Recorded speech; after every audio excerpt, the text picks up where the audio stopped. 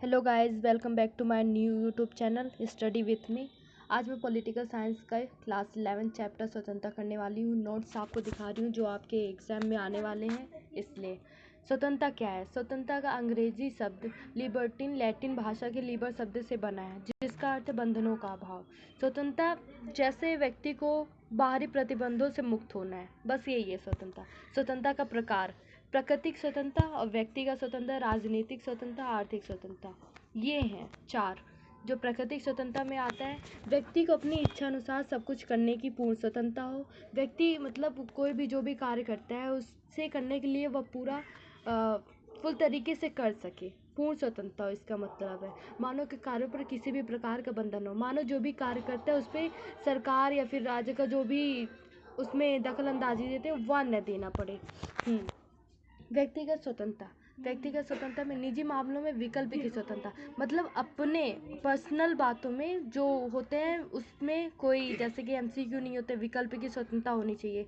जीवन की सुरक्षा: अपने जीवन की सुरक्षा कर सके। विचार अभिव्यक्ति तथा आस्था की स्वतंत्रता, विचार व्यक्त कर सके अपने दोस्तों से, अपने लोगों से। राजनीतिक स्वतंत्रता: राज्य का कार्यों में भाग लेने का अधिकार। राज्य कार्यों में जो भी राज्य कार्य करते हैं उसमें वह जैसे चुनाव में खड़ा हो सकता है। मतदान का अधिकार। स्वतंत्रता निष्पक्ष मतलब होता है सही चुनाव लड़ने का अधिकार। शासन की नीतियों का कार्यों का समर्थन अथवा विरोध करने का अधिकार। जो शासन नीतियाँ बनाती है उस कार्यों को समर्थन करे और उसके विरोध का भी अधिकार करे। ठीक है। आर्थिक अधिकार वह है कोई लाभकारी पद पाने का और अपना जैसे किसी भी कहीं भी जा रहे हैं वहाँ पे कुछ भी ज़मीन वगैरह लेनी है उसका पूर्ण अधिकार होना चाहिए। हाँ, संपत्ति का अधिकार भी होना चाहिए। वस्तुओं के उत्पादन तथा वितरण करने का अधिकार होना चाहिए। अब हम आ जाते हैं प्रतिबंधों की आवश्यकता। सीमित संसाधनों के उचित बंटवारे के लिए, मतलब सभी को वह अधिकार मिल सके, सभी को वह उचित संसाधन उपलब्ध हो सके, इसलिए प्रतिबंध लगाए जाते हैं। टकराव की स्थिति को रोकने के लिए, मतलब लड़ाई वगैरह ना हो उस चीज़ को रोकने के लिए प्रतिबंध ज़रूरी है लगाना। सार्वजनिक कल्याण के लक्ष्य हेतु, मतलब सभी के अपना विकास कर सके, लक्ष्य को प्राप्त कर सके, इसलिए प्रतिबंध लगाना ज़रूरी है।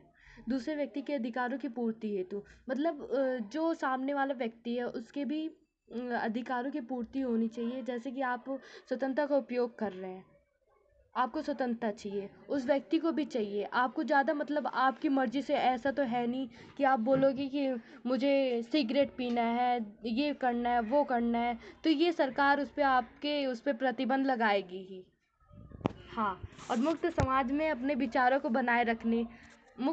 मतलब समाज में अपने विचारों को बनाए रखने, बातें करने के लिए, जीने के अपने तरीके विकसित करने के लिए प्रतिबंध जरूरी है। अगर प्रतिबंध जरूरी नहीं होगा तो एकता भी नहीं होगी, जो दूसरे व्यक्ति के अंदर होनी चाहिए वो नहीं होगी। हाँ, स्वतंत्रता की रक्षा के उपाय। स्वतंत्रता को हम कैसे रक्षा कर सकते हैं? लोकतांत्रिक शासन व्यवस्था, लोकतांत्रिक के हिसाब से कर सकते हैं। मौलिक अधिकारों का प्रावधान, जो नागरिक को मौलिक अधिकार दिए गए हैं, 6 अधिकार दिए गए हैं। और कानून का शासन, कानून के जरिए।